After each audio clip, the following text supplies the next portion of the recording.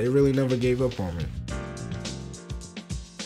Even though I pushed them away and want them to give up on me, they never gave up on me.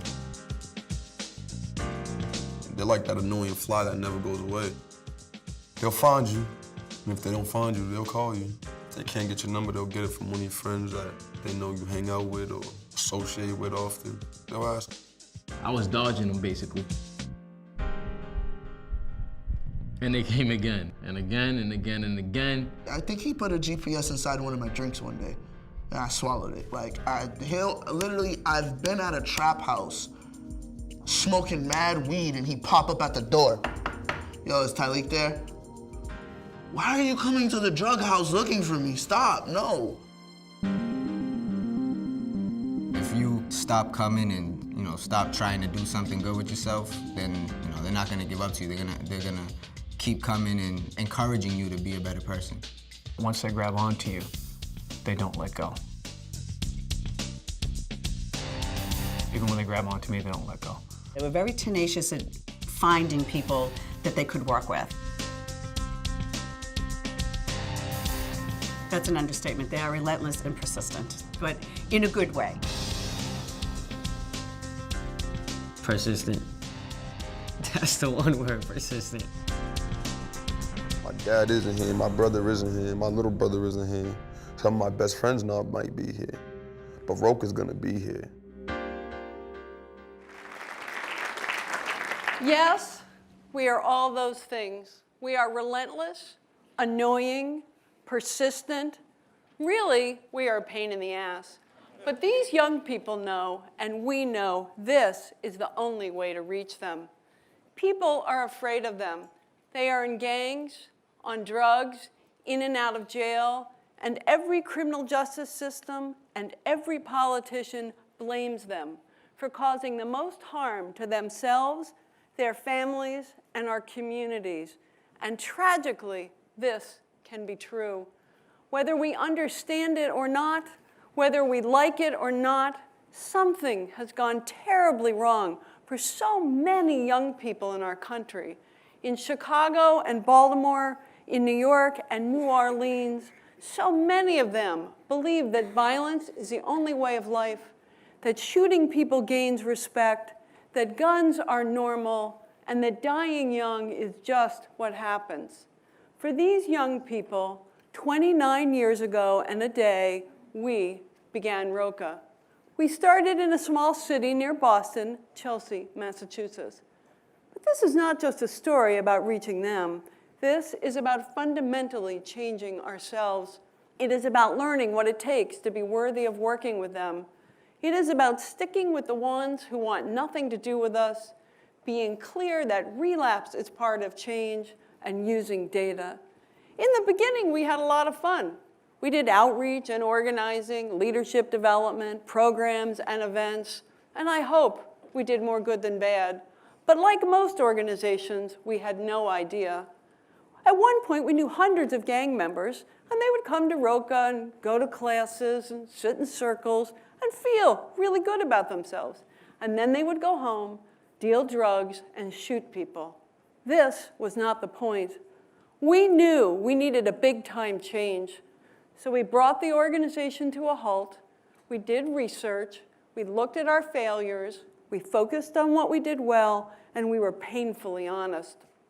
We know there are lots of great programs for young people, and even young people in trouble who show up. For those who show up, go get a GED. Go to class every Tuesday, and we'll teach you to be a chef. We also knew that no one really worked with the young people who were not ready, willing, or able to participate in a program or keep a job, those who do not show up. They are angry and left out. They are depressed and often cause harm, and no one wants to spend time with them. This became the whole purpose of our work. Show up at Roka, ready to participate, and we will show you the door. Run away from us, tell us to go to hell, and you are in. So we get a name and maybe an address, and we go to the courts and jails. We ask the police for the 50 people they arrest the most, and we roam the streets. We call what we do relentless outreach. It is really stalking, but that is not legal. We go look for the young people on our list over and over again, and we knock on doors, and we don't even care if they like us. We brush off the FUs and find them even when they are hiding from us. We don't really put a GPS in your drink, but we will go for you again and again. Our youth workers are from jail and Yale, and they are awesome either way. We teach them that no means to go again, and that being relentless is the key to the work. Only after knocking on the door 1,000,000 times does the work really begin. All of us change in the context of a relationship. We all need help. We all need a push, and we all need support. So we build relationships to build real trust and invite them into new skills and opportunities. The challenge, however, is we spend time with those who do not show up, which makes teaching education and job skills an interesting task. We have essentially built a Get Your Life Together school. We offer educational programming, pre-vocational programming, and we literally drag them out of bed. They can come for a day or a week. They get mad at us, they get high, they threaten us, they disappear, and we go back for them again. Some young people are in such dangerous gang situations, they can't even come into programming. So we take it to their home with a roaming teacher or provide a workforce readiness lesson on the corner. They don't have to come to Roca every day. And remember, in the beginning, if they come every day, they should be in a different program or a job. And we use data to study change over time, to understand relapse, and to help them see that they can learn to show up, gain skills, and go to work. We are always working on getting better at one thing or another. First, we had to teach them how to go to work. So we built a transitional employment program. We run work crews and pay them minimum wage to teach them how to put 60 days in a row, which we think is a good idea before we place them in another job outside of Roca. It generally takes them 1.5 years and losing their work slot 5 to 7 times before they get to the 60 days. This is where building in relapse is a good thing. They need a safe place to learn, to fail, and to succeed because they never had it. Next, it became painfully clear that we had to get on to learning how to work with the police to keep young people alive. This was no easy task. We started out life as traditional street outreach workers with a us versus them, love the kid and hate the cops mentality. But we needed to learn, and we did. We believe that everyone belongs. So everyone belongs, even the police. We build relationships with every institution that's either in the lives of these young people or should be, and we don't even care if they like us. We are relentless with them so we can wrap around the young people. And as the captain says, once we get a hold of you, we don't let go. Our latest obsession is teaching young people about their emotions and how to manage them so they can learn to think differently, to act differently. So we worked with Mass General Hospital and boiled down all the science of cognitive behavior therapy to 10 core emotional regulation skills. They have numbers and funny names like fill your tank and feel your feelings, but we learned that simple is better. So we teach the young people, we teach ourselves, and we hope to teach the cops. We are also data nuts because these young people are worth it. So we track them and we track ourselves and figure out if anything we do is of help. In fact, we have gotten so good at using data that we are running one of the nation's first and largest pay-for-success contracts. This project will evaluate our ability to help young people stay out of jail in the future as compared to a random group of similar young people. And because jail is so expensive, we could save the government a lot of money. This project is financed. Yes, I said financed, with investors like Goldman Sachs and the Laura and John Arnold Foundation. If the evaluator says we're successful in 5 years, then the government pays and the investors get their money back. This is a new way to do business and no little thing.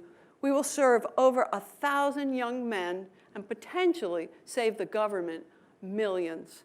It is our great honor and responsibility to do this work. And our data suggests that we're onto something.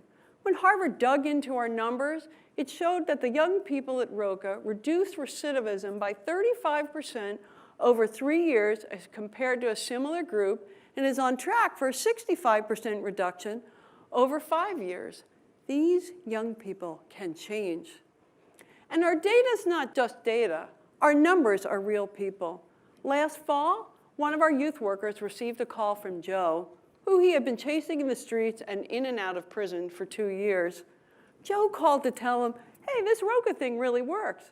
Last night, I was in the park with my girl, and this guy looked at me from across the park. Joe took that as big-time disrespect.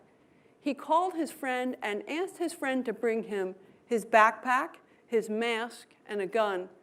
And Joe went on to say, and I was sitting there waiting for my friend, and I thought, skill 8, flex your thinking. Maybe he didn't even see me. And skill 9, maybe I shouldn't shoot him. And Joe decided not to shoot. He did not shoot.